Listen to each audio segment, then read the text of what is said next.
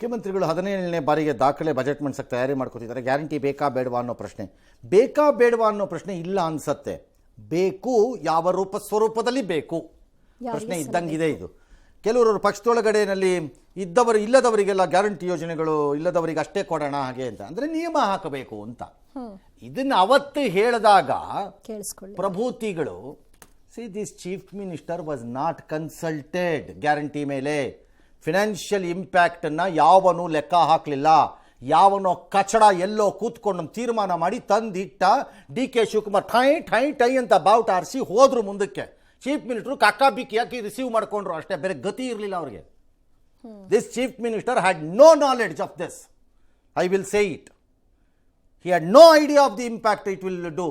ಅದು ಮಾಡ್ತಾ ಇರುವಂಥ ಪರಿಣಾಮಗಳನ್ನು ಎಲ್ಲಿಂದ ತರ್ತೀರಿ ದುಡ್ಡು ನಾನು ಕೇಳಿದೆ ಒಂದಿನ. ಅವ್ರು ನನಗೆ ಸಿಕ್ಕಿದ್ದಾಗ ಆ ಟೈಮಲ್ಲಿ ನೋಡ್ಬೇಕದು ಎಲ್ಲರೂ ಅಡ್ಜಸ್ಟ್ ಮಾಡಬೇಕದು ಅಂತಂದರು. ಈಗ ಲಾಭ ಲಾಭ ಲಾಭ ಅಂತಾರೆ. ಈಗ ಕಂಡೀಷನ್ ಅವಾಗ ಹೇಳಿದೆ ಕಂಡೀಷನ್ಸ್ ಅಪ್ಲೈ ಹಾಕ್ಕೊಳ್ಳಿ ಅಂತ ಎಲ್ರಿಗೂ ಅಂತ ಬಿಟ್ಬಿಟ್ರು. ಈಗ ಮಾಡ್ತಾರಂತೆ. ಮಾಡಿ ನೋಡೋಣ ಅದು ಏನೇನು ಮಾಡ್ತೀರಿ ಅಂತ. ವಚನ ಭ್ರಷ್ಟರಾಗಬೇಕಲ್ಲ. ಅದು ಹಿಂಗಾಗತ್ತೆ ಸರ್. ಅದೇ ಕೊಡ್ತೀನಿ ಎಲ್ಲರಿಗೂ ಒಂದ್ಮೇಲೆ ಕೊಡೋಲ್ಲ, ಆಮೇಲೆ ವಚನ ಭ್ರಷ್ಟ ನೀನು. ಅದು ಹೆಂಗದು ವಚನ ಭ್ರಷ್ಟ. ಈಗಾಗಲ್ಲ ಅಂದರೆ ನಿಂಗೆ ತಾಕತ್ತಿಲ್ಲ, ಗತಿ ಇಲ್ಲ, ನಿಮಗೆ ಕಾಸೆತ್ತ ತಾಕತ್ತಿದ್ದ ಇದಿಲ್ಲ ಅಂತ ಅಂತೀವಿ. ಆರೋಪ ಹೊತ್ಕೊಳ್ಳೋಕ್ಕೂ ರೆಡಿ ಆಗಬೇಕು, ಹೊತ್ಕೋಬೇಕು. ಯಾವ ಸಾಲು ಗ್ಯಾರಂಟಿಯಿಂದ 25-26ನೇ ಸಾಲಲ್ಲಿ ರಾಜ್ಯದಲ್ಲಿ ತೆರಿಗೆ ಸಂಗ್ರಹದ ನಿರೀಕ್ಷಿತ ಮಟ್ಟಕ್ಕೆ ಹೋಗ್ತಾ ಇಲ್ವಂತೆ. 2,08,000 ಕೋಟಿ ಚಿಲ್ಲರೆ ಆಗ್ತಾ ಇರೋದು 1,39,000 ಕೋಟಿ ಅಂತಿದ್ದಾರೆ. ಇಲ್ಲ ಈಗ 67% ಅಂತಾರೆ. ಇದು ಫೆಬ್ರವರಿ ಎಂಡಿಗೆ ಬಂದು ಮಾರ್ಚ್ ಅಷ್ಟೊತ್ತಿಗೆ ಇನ್ನೊಂದಷ್ಟು ಆಗುತ್ತೆ. ಬಟ್ ಮಾರ್ಚಲ್ಲಿ ಯಾವಾಗಲೂ ಸ್ವಲ್ಪ ದೊಡ್ಡ ಪ್ರಮಾಣದಲ್ಲಿ ಟ್ಯಾಕ್ಸ್ ಒಳಗೆ ಬರುತ್ತೆ. ಇದು ಹಂಗೆ ಅಷ್ಟು ಕಡಿಮೆ ಕಲೆಕ್ಟ್ ಆಗಲ್ಲ. ನನ್ನ ಪ್ರಕಾರ ಬಿಟ್ವೀನ್ 8 to 10% ಡೌನ್ ಆಗ್ಬೋದು ಈ ಸರಿ ಟ್ಯಾಕ್ಸ್ ಮೊಬಿಲೈಸೇಷನ್ ಅಂತ ನಾನು ಅನ್ಕೋತಾ ಇದ್ದೀನಿ. ಗೊತ್ತಿಲ್ಲ, ಏನಾದ್ರು ಅದರನ್ನು ಬುಕ್ ಅಡ್ಜಸ್ಟ್ಮೆಂಟ್ಸಲ್ಲಿ ಕರಾಮತಿ ಎಬ್ಸಿದ್ರೆ ನನಗೆ ಗೊತ್ತಿಲ್ಲ. ಎಬ್ಬಿಸ್ತಾರೆ, ನನಗೆ ಗೊತ್ತಿದೆ ಈ ಸರಿ ಬಜೆಟಲ್ಲಿ ಅದನ್ನು ಹೆಂಗೆ ಎಬ್ಬಿಸ್ತಾರೆ. ಆ್ಯಂಟಿಸಿಪೇಟೆಡ್ ರೆವಿನ್ಯೂನಲ್ಲಿ ಎತ್ತುತ್ತಾರೆ ಈ ಸರಿ ಅದನ್ನು. ಸುಮ್ಮನೆ 15% higher side of anticipated revenue ಹಾಕಿ ಅದು ಅಸ್ಯೂಮ್ಡ್ ರೆವಿನ್ಯೂ ಮಾಡಿಕೊಂಡು ಗ್ಯಾರಂಟಿ ಬರುತ್ತೆ ಅಂತ ಮಾಡಿಕೊಂಡು ಅದನ್ನು ಆ ದುಡ್ಡು ಬರುತ್ತೆ ಅನ್ನೋದನ್ನು ಇಟ್ಕೊಂಡು ಎಲ್ಲ ಇದಕ್ಕೆಲ್ಲ ಕೊಟ್ಟಿದ್ದೀವಿ ಅಂತ ತೋರಿಸ್ತಾರೆ. ನಂಗೆ ಗೊತ್ತಿದೆ ಅದು ಮಾಡ್ತಾರೆ ಮೋಸ್ಟ್ಲಿ. ನೋಡೋಣ, ಬಂದಾಗ ಅದನ್ನು ಹೇಳೋಣ ಮುಂದಕ್ಕೆ ಏನಾಗುತ್ತೆ ಅಂತ. ಸಾಲ ಮಾಡ್ತಾರಾ ಅಂದರೆ ಮಾಡೇ ಮಾಡ್ತಾರೆ. ನನಗಿರುವ ಕಾಮನ್ ಸೆನ್ಸಲ್ಲಿ ಹೇಳ್ತಾ ಇದ್ದೀನಿ, 1,00,000 ಕೋಟಿವರೆಗೂ ಹೋಗ್ತಾರೆ ಇವರು. ಇನ್ನೂ ಅಡಿಷನಲ್ ಸಾಲ ಹೋಗ್ತಾರೆ. ಹೋಗದೇ ಇದ್ದರೆ ಇವರು ಬದುಕಲ್ಲ. ಎಸ್.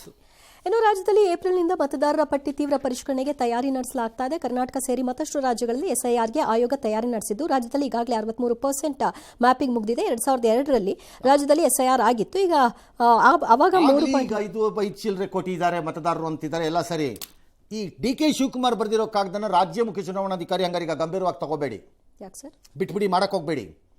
ನೀವೊಂದು ಮಾಡೋದು, ಅವ್ರು ಏಪ್ರಿಲ್ನಿಂದ ಒಂದು ಮಾಡೋದು, ಎರಡು ವ್ಯತ್ಯಾಸ ಬಂದು ಹೆಚ್ಚು ಕಡಿಮೆ ಆಗೋದು ಬೇಡ. ಆಮೇಲೆ ಗಲಾಟೆ. ಅಲ್ಟಿಮೇಟ್ಲಿ SIR ಆಗಬೇಕಾಗಿರೋದ್ರಿಂದ ನೀವು ಸುಮ್ಮನೆ ಮಾಡಿ, ನೀವು ಕಾಸು ಖರ್ಚು ಮಾಡಬೇಡಿ ಇಲ್ಲಿ ರಾಜ್ಯದಲ್ಲಿ. ಈಗ ಟೈಮು ವೇಸ್ಟ್, ಖರ್ಚು ಅಂತ ನಮ್ಮ ಅಭಿಪ್ರಾಯ. ನಾವು ಮಾಡ್ತೀವಿಪ್ಪ, ಮಾಡಿ, ನಮಗೇನು ಹೋಗ್ಬೇಕು. ಉತ್ತರ ಪ್ರದೇಶದಲ್ಲಿ RSS ಮುಖ್ಯಸ್ಥರು ಪ್ರಯಾಣ ಮಾಡ್ತಿದ್ದಿದ್ದು ಟ್ರೈನ್, ಮೋಹನ್ ಭಾಗವತ್ ಅವರು ಒಂದೇ ಭಾರತಕ್ಕೆ ಕಲ್ಲು ತೂರಿದ್ದಾರೆ. ಗಾಜು ಹೊಡೆದೋಯ್ತಂತೆ ಫ್ರಂಟಲ್ಲಿ. ಅವ್ರಿಗೇನು ಆಗಿಲ್ಲ. ಆಮೇಲೆ ಅವ್ರ ಪಾಡ್ಗೆ ಅವ್ರ ಮೀರ್ ಹತ್ಕೊ ಹೋಗಿದ್ದಾರೆ. ಯಾರೋ ಮಕ್ಕಳು ಹೊಡೆದ ಗೊತ್ತಿಲ್ಲ. ಇದು ಕಾಣ್ಸೆ ಯಾರು ಭಾಗವತ್ ಟ್ರೈನಲ್ಲಿ ಹೋಗ್ತಿದ್ದಾರೆ ಅನ್ನೋದನ್ನು ತಿಳ್ಕೊಂಡು ಅಲ್ಲೇ ಕಲ್ಲು ಹೊಡಿಬೇಕು ಅಂತ ಹೊಡೆದು ಹೋಗ್ಲಿ. ಅವ್ರ ಬೋಗಿ ಮೇಲೆ ಯಾರು ಹೊಡೆದಿದ್ದಿದ್ರೆ ಕರೆಕ್ಟು, ಎಲ್ಲ ಫ್ರಂಟ್ ಹೊಡೆದಿದ್ದಾರೆ. I don't think it is Bhagwat directed stone throwing. ಯಾವ ಕಿಡಿಗೇಡಿಗಳೋ, ಕಂತ್ರಿಗಳೋ, ಕಚಡಗಳೋ, ಮಜಾ ತಗೊಳ್ಳೋ ಮಾಡಿರೋ ಕೆಲಸ. ರೀಲ್ಸ್ಗೂ ಮಾಡಿರ್ಬೋದು, ನೋಡಿ ಬೇಕಾದ್ರೆ ಯಾವ್ದಾದ್ರು ಬಂದ್ಗಿಂದ ಅಥವಾ ಆಮೇಲೆ ಬರಲ್ಲ. ಇನ್ನು ಅಮೆರಿಕ ನೇತೃತ್ವದ ಜಾಗತಿಕ ಮೈತ್ರಿಕೂಟವಾದ ಫ್ಯಾಕ್ಸ್-ಸಿಲಿಕಾಗೆ ಭಾರತ ಸೇರ್ಪಡೆಯಾಗಿದೆ. ಒಕ್ಕೂಟದ 11ನೇ ರಾಷ್ಟ್ರವಾಗಿ ಸಹಿಯನ್ನು ಹಾಕಿದೆ. ಫ್ಯಾಕ್ಸ್-ಸಿಲಿಕಾ ಎಂಬುದು 2025 ಡಿಸೆಂಬರ್ನಲ್ಲಿ ಅಮೆರಿಕ ಪ್ರಾರಂಭಿಸಲಾದಂತಹ ಒಂದು ಕಾರ್ಯತಂತ್ರದ ಮೈತ್ರಿಕೂಟ. AI ಮತ್ತು ಸೆಮಿಕಂಡಕ್ಟರ್ಗಳ ಸರಬರಾಜು ಸರಪಳಿಯನ್ನು ಸುರಕ್ಷಿತವಾಗಿ ನಂಬಿಕಾರ್ಹ ರಾಷ್ಟ್ರಗಳ ನಡುವೆ ರಕ್ಷಿಸುವುದು ಮತ್ತು ಚೀನಾ ಸೇರಿದಂತೆ ಅನ್ಯ ರಾಷ್ಟ್ರಗಳ ಮೇಲಿನ ಅವಲಂಬನೆಯನ್ನು ಕಡಿಮೆ ಮಾಡುವುದು ಇದರ ಮೂಲ ಉದ್ದೇಶ. ಇದು ರೇರ್ ಅರ್ತ್ ಮೆಟೀರಿಯಲ್ಸ್ ಏನಿದೆ ಅವುಗಳನ್ನು ಎಲ್ಲೆಲ್ಲೇ ಸಿಕ್ಕತ್ತೆ ಅದನ್ನು ತಗೊಂಡು ಸಂಸ್ಕರಿಸೋದು. ಭಾಳ ಜನ ಮಾತಾಡ್ತಿರೋವಾಗ ರೇರ್ ಅರ್ತ್ ಭಾಳ ಇದೆಯಂತೆ ಅವ್ರ ಹತ್ರ ಇದು ನಿಕ್ಷೇಪ ಅದರದ್ದು. ಅವ್ನಿಗೆ ಅಷ್ಟಿದೆಯಂತೆ, ಅವ್ನಿಗೆ ಇಷ್ಟಿದೆಯಂತೆ. ಉಪ್ಪಿನಕಾಯಿ ನೆಕ್ಕಳಿ ಎಲ್ಲರೂ ಅದನ್ನು. ನಿಮ್ಮ ಹತ್ರ ಎಷ್ಟು ನಿಕ್ಷೇಪ ಇದೆ ಅನ್ನೋದು ಇಂಪಾರ್ಟೆಂಟ್ ಅಲ್ಲ. ನಿಮ್ಮ ದೇಶಕ್ಕೆ ಆ ರೇರ್ ಅರ್ಥಗಳನ್ನು ಎಷ್ಟು ಸಂಸ್ಕರಿಸುವ ತಾಕತ್ತಿದೆ ಅನ್ನೋದು ಇಂಪಾರ್ಟೆಂಟು. ನಿಕ್ಷೇಪ ಇದ್ಬಿಟ್ರೆ ಉಪ್ಪಿನಕಾಯಿ ಹಾಕೊಂಡು ನೆಕ್ಬೇಕಷ್ಟೇ, ಅದ್ರ ಸಂಸ್ಕರಿಸೋದಕ್ಕೆ ಇರೋದು ಸಮಸ್ಯೆ. ಅದನ್ನು ಸರಿಪಡಿಸ್ಕೊಳ್ಳೋಕ್ಕೆ ಚೀನಾ 90% ಕಂಟ್ರೋಲ್ ಮಾಡ್ತಾ ಇದೆ ಈ ಮಾರ್ಕೆಟನ್ನು. ಅದನ್ನು ಸರಿ ಮಾಡೋಕ್ಕೆ ಪ್ಲಸ್ ಅದರ ಮೇಲಿನ ಅವಲಂಬನೆಯನ್ನು ತಪ್ಪಿಸ್ಲಿಕ್ಕೆ ಅದು ಬ್ಲ್ಯಾಕ್ ಮೇಲ್ ಮಾಡ್ದಂಗೆ ನೋಡ್ಕೊಳಕ್ಕೆ ಮಾಡಿದ್ದಾರೆ. ಜೀನಿ ಸ್ಲಿಮ್ ತಗೊಳಕ್ಕೆ ಸ್ಟಾರ್ಟ್ ಮಾಡಿದ್ನು, ಅವಾಗ ಮಂತ್ಲಿ ಪೀರಿಯಡ್ಸ್ ಆಗ್ತಾ ಇದೀನಿ. PCOD ಪ್ರಾಬ್ಲಮ್ ನಾರ್ಮಲ್ ಆಗಿದೆ, ಥೈರಾಯ್ಡ್ ನಾರ್ಮಲ್ ಆಗಿದೆ. ಪೀರಿಯಡ್ಸ್ ಎಲ್ಲ 6 ಮಂತ್ ಆದ್ರೂ ಆಗ್ತಾ ಇದ್ದಿಲ್ಲ, ಇವಾಗ ರೆಗ್ಯುಲರ್ ಪೀರಿಯಡ್ಸ್ ಆಗ್ತಾ ಇದೆ. ಜೀನಿ ಸ್ಲಿಮ್ ನ ಯೂಸ್ ಮಾಡಿ 8 ತಿಂಗಳಲ್ಲಿ 55 kg ಸಣ್ಣ ಆಗಿದ್ದಾರೆ. ಜೀನಿ ಸ್ಲಿಮ್ ತಗೊಳ್ಳಿ, ಬೇಗ ಸಣ್ಣ ಆಗ್ತೀರಾ, ಫ್ಯಾಟ್ ಲಾಸ್ ಆಗ್ತದೆ. ಜೀನಿ ಸ್ಲಿಮ್ ನ ಯೂಸ್ ಮಾಡಿ 100% ಯಾವುದೇ ಸೈಡ್ ಎಫೆಕ್ಟ್ ಇಲ್ದಂಗೆ ಸಣ್ಣ ಆಗ್ತೀರಾ. ಕಲಬುರಗಿಯ ಹೋಮಿಯೋಪತಿ ಕಾಲೇಜ್ ಒಂದರಲ್ಲಿ ಅವನ ಪರೀಕ್ಷೆನಲ್ಲಿ ನಕಲು ಮಾಡ್ತಿದ್ದಂತೆ. ಅವನು ಯಾಕೋ ಮಾಡ್ತಿದ್ದೀಯಾ ಅಂತ ಮೊಬೈಲ್ ಇಟ್ಕೊಂಡು ಅದಕ್ಕೆ ಅವನು ಆ ಶಿಕ್ಷಕರ ಮೇಲೆ ಹೊಡೆದಿದ್ದಾನೆ. ಶಹಬಾಜ್ ಅಂತೆ ಅವನ ಹೆಸರು. ಓಹೋ, ಸರಿ ಹೋಯ್ತಲ್ಲ. ಅವನು ಶಿವರಾಜ್ ಕುಮಾರ್ ಅನ್ನೋರ ಮೇಲೆ ಹಲ್ಲೆ ಮಾಡಿದ್ದಾನೆ. ಆಮೇಲೆ ಅವನನ್ನು ಆಚೆ ಕಳಿಸಿದ್ದಾರೆ ರೂಮಿಂದ, ಅದೆಲ್ಲ ಬೇರೆ ವಿಚಾರ. ಈಗ ಅವನು ಮುಂದಿನ ಪರೀಕ್ಷೆಗೆ ಬಿಡಲ್ಲ ಅಂತ ಆಡಳಿತ ಮಂಡಳಿ ತೀರ್ಮಾನ ಮಾಡಿದೆಯಂತೆ. ಸದ್ಯ ಕೇಸ್ ಆಗಿರುತ್ತೆ. ಕೇಸ್ ಆಗಿಲ್ಲ ಅನ್ನೋಕ್ಕಾಗಲ್ಲ, ಕೇಸ್ ಮಾಡಬೇಕು, ಅದನ್ನು ಮಾಡಿ ಅರೆಸ್ಟ್ ಮಾಡಿ ಒಳಗಾಕ್ಬೇಕು ಅವನನ್ನು. ಆ ಎಕ್ಸ್ಕ್ಯೂಸ್ ಕೊಡಬಾರ್ದು ಅವನಿಗೆ ಕೊಬ್ಬು ಎಷ್ಟಿದೆ ಅಂತ ಅರ್ಥ ಆಯ್ತು, ಅದು ಅಷ್ಟೇ. ತಪ್ಪಿನ ಮೇಲೆ ತಪ್ಪು. ಬೇಕಾದ್ರೆ ನೆಕ್ಸ್ಟ್ ಬರ್ತಾ ಚಾಕು ಗೀಕು ಹಿಡ್ಕೊಂಬಂದ್ರೆ ನಮಗೆ ಆಶ್ಚರ್ಯ ಇಲ್ಲ ಆಮೇಲೆ. ಹಾಗಾಗಿ ಫಸ್ಟ್ ಅವನ ಮೇಲೆ ದೂರು ಕೊಟ್ಬಿಟ್ಟು ಒಳಗಾಕ್ಬೇಕು. And that is the law. ನಕಲು ಮಾಡಿದ್ರೆ, ಕಾಪಿ ಮಾಡ್ತಾಯಿದ್ರೆ ಅರೆಸ್ಟ್ ಆಗಬೇಕು ಅವನು. ಬಿಟ್ಟು ಕಳ್ಸೋಕ್ಕೆ, ಅದು ಮುದ್ಗರಿಯೋಕ್ಕೆ ಅದೇನು ಇದಲ್ಲ, ಅದು ಪ್ಯಾಪೋ ಅಂತ ಬೆರಳು ಚೀಪಕ್ಕಲ್ಲ. ಕಾಪಿ ಮಾಡೋಕ್ಕೆ ಗೊತ್ತಿತ್ತು, ಹೊಡೆಯೋಕ್ಕೆ ಗೊತ್ತಿದೆ, ಸುಮ್ಮನೆ ಬಿಡ್ತಾರೆ ಯಾವನಾರು ಅವನನ್ನು.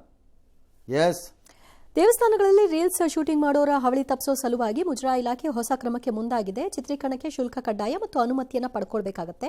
ಇದು ಹಳೆ ನಿಯಮನೇ, ಆದರೆ ಈಗ ಇನ್ನೊಂದು ಸ್ವಲ್ಪ ಕಟ್ಟುನಿಟ್ಟಾಗಿ ಮಾಡ್ಲಿಕ್ಕೆ ಮುಂದಾಗಿದೆ. ಅಲ್ಲಿ ಒಂದು ತೋಟ ಇತ್ತು, ತೋಟದಲ್ಲಿ ಮಾವಿನಕಾಯಿ ಕದೀತಿದ್ದಾರೆ ಆಗಾಗ್ಗೆ ಬಂದು ಅಂದುಬಿಟ್ಟು ಇಷ್ಟು ಫೀಸ್ಗೆ ಮಾವಿನಕಾಯಿ ಅಂತ ಫಿಕ್ಸ್ ಮಾಡ್ದಂಗೆ ಈಗ ಕದ್ಕೊಂಡು ಹೋಗ್ಬಿಡಿ ಅಂತ.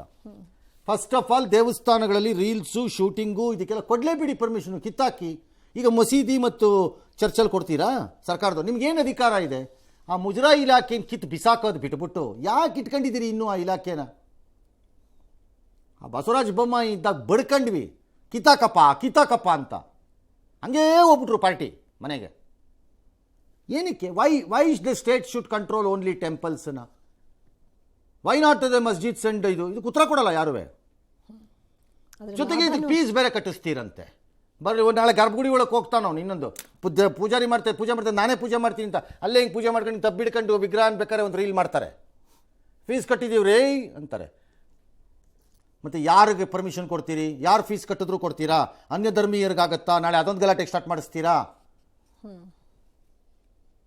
ನನ್ನ ಪ್ರಕಾರ ಕೊಡಲೇಬಾರ್ದು, ಇದನ್ನು ಅಪೋಸ್ ಮಾಡಬೇಕು. ಆಯಾ ದೇವಸ್ಥಾನದ ಭಕ್ತ ಮಂಡಳಿಗಳು ಯಾವನಾರು ಬಂದ್ಗಿಂದ್ರೆ ಕಲ್ಲು ಹೊಡೆದ್ಬಿಟ್ಟು ಹಂಗೆ ಬುರುಡ ಕೆತ್ಬಿಡ್ತೀವಿ ಅಂತ. ಎಸ್, ಯಡಿಯೂರಪ್ಪನವ್ರದ್ದು ಹುತ್ತದ ಹಬ್ಬ ಅಂತೆ. ಅದಕ್ಕೆ ಎಲ್ಲರೂ ಸೇರಿಕೊಂಡು ಒಂದು 50 ವರ್ಷದ ಸಂಭ್ರಮ ಮಾಡೋಕ್ಕೆ ರಾಜಕೀಯಕ್ಕೆ ಬಂದು ಚಿತ್ರದುರ್ಗದಲ್ಲೋ ಬಾಗಲಕೋಟೆಲ್ಲ ಎಲ್ಲ ಒಂದು ಕಡೆ ಒಂದು ದೊಡ್ಡ ಸಮಾವೇಶ ಮಾಡ್ತಾರಂತೆ. ದೊಡ್ಡ ಇದು ಮಾಡಲಿ, ಒಳ್ಳೇದು ಮಾಡಲಿ. 50 ವರ್ಷ ಸಿದ್ದರಾಮಯ್ಯ ನನಗೆ 75 ವರ್ಷ ಆಯಿತು ಅಂತ ಮಾಡ್ಕೋಬೋದು ಅನ್ನೋದಿದ್ರೆ ಯಡಿಯೂರಪ್ಪ ಯಾಕೆ ಮಾಡ್ಕೋಬಾರ್ದು? ಮಾಡ್ಕೊಳ್ಳಿಲ್ವಾ ಸಿದ್ದರಾಮಯ್ಯನವರು? ಯಡಿಯೂರಪ್ಪನವರು ಮಾಡ್ಕೋತಾರೆ. ಏನು ತಪ್ಪದರಲ್ಲಿ? ಅಮೆರಿಕ ಇರಾನ್ ನಡುವೆ ಪರಿಸ್ಥಿತಿ ಮತ್ತಷ್ಟು ಉದ್ವಿಗ್ನಗೊಂಡಿದೆ. ಅಮೆರಿಕ ತೀವ್ರ ಒತ್ತಡದ ನಡುವೆಯೂ ಕೂಡ ಇರಾನ್ ತನ್ನ ಪರಮಾಣು ಯೋಜನೆಗಳನ್ನು ಮುಂದುವರೆಸಿದ್ದು, ಇದರಿಂದ ಅಮೆರಿಕದ ಅಧ್ಯಕ್ಷ ಟ್ರಂಪ್ ರೊಚ್ಚಿಗೆದ್ದಿದ್ದಾರೆ. ಒಪ್ಪಂದ ಮಾಡಿಕೊಳ್ಳದಿದ್ರೆ ಕೆಟ್ಟ ಪರಿಣಾಮವನ್ನು ಎದುರಿಸಬೇಕಾಗುತ್ತೆ ಅಂತ ವಾರ್ನ್ ಮಾಡಿದ್ದಾರೆ. ಈ ವಾರ್ನ್ಗೆಲ್ಲ ಇರಾನ್ ಡೋಂಟ್ ಕೇರ್ ಅಂದಿದ್ದು ಒಮನ್ ಸಮುದ್ರದಲ್ಲಿ ರಷ್ಯಾ ಜೊತೆ ಹೊಸ ಜಂಟಿ ನೌಕಾ ಕವಾಯತುಗಳನ್ನು ಆರಂಭ ಮಾಡಿದೆ. ಇತ್ತ ಆಪರೇಷನ್ ಸಿಂಧೂರ ಕದನ ವಿರಾಮದ ಬಗ್ಗೆ ಮತ್ತೆ ಟ್ರಂಪ್ ಬುರುಡೆ ಬಿಡುವಂತಹ ಕೆಲಸವನ್ನು ಮುಂದುವರೆಸಿದ್ದಾರೆ. 7-8 ಫೈಟರ್ ಜೆಟ್ಗಳು ಪತನವಾಗಿತ್ತು ಅಂತ ಹೇಳ್ತಿದ್ದಂತಹ ಟ್ರಂಪ್ ವರಸೆ ಬದಲಾಗಿದೆ. 11 ವಿಮಾನಗಳಿಗೆ ಗುಂಡಿಟ್ಟು ಕೆಡವಲಾಗಿದೆ. ಸಂಘರ್ಷ ನಿಲ್ಲಿಸಲು 2 ಅಣ್ವಸ್ತ್ರ ರಾಷ್ಟ್ರಗಳ ಜೊತೆಗೆ $200 ಸುಂಕ ವಿಧಿಸುವುದಾಗಿ ಬೆದರಿಕೆ ಹಾಕಿದ್ದೆ. ಈ ಮೂಲಕ ಭಾರತ ಪಾಕ್ ಸಂಘರ್ಷ ಅಂತ್ಯಗೊಳ್ತು ಅಂತ ಜಂಬ ಕೊಚ್ಚಿಕೊಂಡಿದ್ದಾರೆ. ಈ ಟ್ರಂಪ್ಗೆ ವಯಸ್ಸಾಗಿರೋದ್ರಿಂದ ಒಂದ್ಸರಿ ಟೆಸ್ಟ್ ಮಾಡಿಸೋದು ಒಳ್ಳೆಯದು. ಆ ಪಾರ್ಟಿ ಒಂದೊಂದು ಸರಿ ಒಂದೊಂದು ಹೇಳ್ಬಿಡ್ತಾರೆ. 5 ಹೇಳಿದ್ರು, 7 ಹೇಳಿದ್ರು, 9 ಹೇಳಿದ್ರು, ಈಗ 11ಕ್ಕೆ ಬಂದಿದ್ದಾರೆ. ನೆಕ್ಸ್ಟ್ ಎಷ್ಟಕ್ಕೆ ಹೋಗ್ತಾರೋ? ಇನ್ಕ್ರೀಸ್ ಆಗ್ತಾನೆ ಹೋಗ್ತಿದೆ. ನನ್ನನ್ನು ಕೇಳಿದ್ರೆ ಒಂದು ಟೆಸ್ಟ್ಗೆ ಹಾಕಬೇಕು, ವೆದರ್ ಇಸ್ ಮೆಮೊರೀಸ್ ಪ್ರಾಪರ್ ಅಂತ. He may be good or bad fellow. ಅವ್ರ ದೇಶಕ್ಕೆ ಅವ್ರ ಅಧ್ಯಕ್ಷರು ನಮಗೆ ಸಂಬಂಧ ಇಲ್ಲ. ಬಾಯಿಗೆ ಬಂದಂಗೆ ಹೇಳ್ತಾರೆ ಅವರು, ಇಷ್ಟ ಬಂದಂಗೆ ಡಾಟಾ ಹೇಳ್ತಾರೆ. ಇಷ್ಟ ಬಂದಾಗ ಮುಂದಕ್ಕೆ ಹೋಗ್ತಾರೆ ಅವರು, ಕೇಳೋರಿಲ್ಲ ಹೇಳೋರಿಲ್ಲ ಅವರು. ಅವ್ರು ಹೇಳಿದ ನಂಬರ್ ಮೇಲೆ ಅವ್ರಿಗೆ ಕಂಟ್ರೋಲ್ ಇಲ್ಲ. ಕಾಡಾನೆಗಳ ಸೆರೆಗೆ ಬಂದಿತ್ತಂತೆ ಸಾಕಾನೆ, ಸಾಕಾನೆ ಕಾಣೆ ಆಗ್ಬಿಡ್ತಂತೆ. ಕಾಡಾನೆ ಹಿಡಿಯಕ್ಕೆ ಬಂದು ಚಿಕ್ಕಮಂಗ್ಳೂರಿನಲ್ಲಿ 5 ದಿನದ ಹಿಂದೆ ಯಾರೋ ಕಾರ್ಮಿಕನನ್ನು ತುಳಿದು ಕೊಂದಿತ್ತಂತೆ ಕಾಡಾನೆ. ಸೊ ಇದು ಯಾವುದೋ ಜೂನಿಯರ್ ಅರ್ಜುನ ಅಂತ ಕುಮ್ಕಿಯ 7 ಕುಮ್ಕಿಯಾನೆ ತೊಗೊಂಡು ಜೊತೆಲಿ ಇನ್ನೂ ಕರ್ಕೊಂಡು ಹೋಗಿದ್ರಂತೆ. ಅದೇನೋ ಆಗಿ ಹೆಚ್ಚು ಕಡಿಮೆ ಆಗಿ ಗಾಬರಿಯಾಗಿ ಅದೇ ಫಾರೆಸ್ಟ್ ಒಳಗೆ ಓಡೋಗ್ಬಿಟ್ಟಿತ್ತಂತೆ. ಆಮೇಲೆ ಏನೋ 1 ಗಂಟೆನೋ 2 ಗಂಟೆನೋ ಸಿಕ್ಲಿಲ್ವಂತೆ. ಆಮೇಲೆ ಹುಡುಕಿದ್ರಂತೆ, ಸಿಕ್ತಂತೆ, ಕರ್ಕೊಂಬಂದಿದ್ದಾರೆ ಅದನ್ನು, ಬಾಪ ಹೋಗೋಣ ಆತ ಕಡೆಗೆ ಅಂತ. ಪರಿಸ್ಥಿತಿ